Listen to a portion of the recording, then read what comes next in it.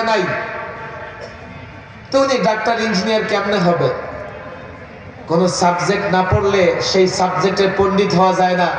তো উনি তো কোরআন হাদিসও পড়ে নাই, উনি ইসলাম কেমনে বুঝলো? কথা ঠিক না ঠিক? আমি জানি না আমি এখন কোন এলাকায় আছি, ঢাকার দক্ষিণ না উত্তর? তাহলে আপনাদের সঙ্গে আমার মিলে কিনা? ঢাকার এক মেয়র আলেমদের সমালোচনা করছে খুব বক্তৃতায়।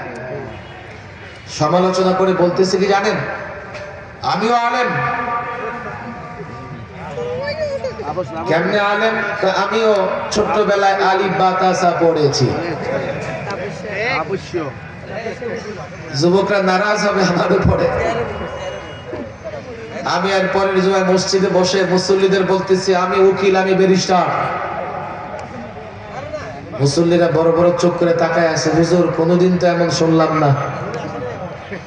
হঠাৎ করে আপনি উকিল ব্যারিস্টার কেমনে হয়ে গেলেন বলতে চাইতেছে আমারে। আমি বললাম কেন, আপনাদের মেয়র যদি আলিফ বা তাসা পড়ে আলেম হয়ে যেতে পারে, আমিও ছোট্টবেলায় ABCD পড়েছি, আমিও উকিল ব্যারিস্টার হয়ে গেছি।